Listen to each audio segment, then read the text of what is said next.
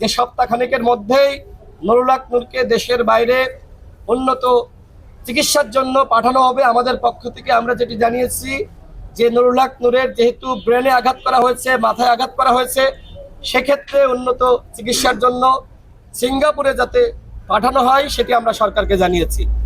দলের আইনজীবীরা তারা ইতোমধ্যে মামলার অভিযোগপত্র তারা রেডি করেছেন।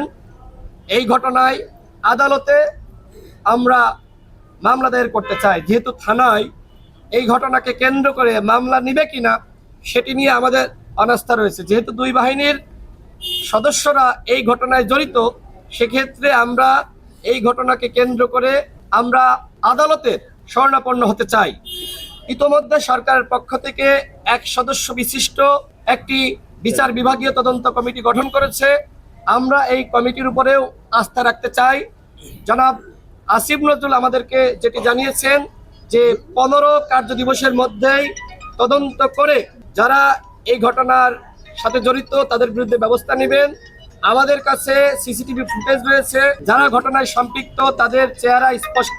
সুতরাং সেনা প্রধানের উদ্দেশ্যে বলতে চাই, আপনি যদি এই ঘটনার দায় না নিতে চান তাহলে দোষীদের বিরুদ্ধে ব্যবস্থা গ্রহণ করুন।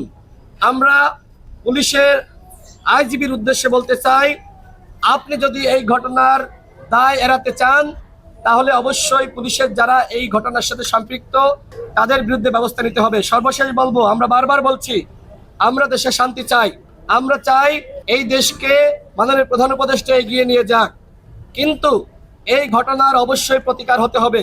আমরা বারবার বলছি এই ঘটনাকে কেন্দ্র করে আমরা কোনোভাবেই পুরো সেনাবাহিনী এবং পুরো পুলিশ বাহিনীকে দোষারোপ করছি না। যে নুরুল হক নূর সবসময় গণতান্ত্রিক আন্দোলনে মার খেয়েছে, সবসময় জনগণের পক্ষে ছিল, সেই নুরুল হক নূরের উপরে কেন সেনাবাহিনীর কতিপয় সদস্য, পুলিশের কতিপয় সদস্য এইভাবে আক্রমণ করলো, এই প্রশ্ন কিন্তু সেনাবাহিনীর এবং পুলিশ বাহিনীর অনেক সদস্যের তারা আমাদেরকে ফোন করে আমাদের সাথে যোগাযোগ করে তারা কিন্তু সহমর্মিতা প্রকাশ করেছে। সুতরাং দুটো বাহিনীকে আমরা পুরোপুরি দায়ী করছি না। যারা এই ঘটনার সাথে সম্পৃক্ত আমরা শুধুমাত্র তাদের বিচার দাবি করছি।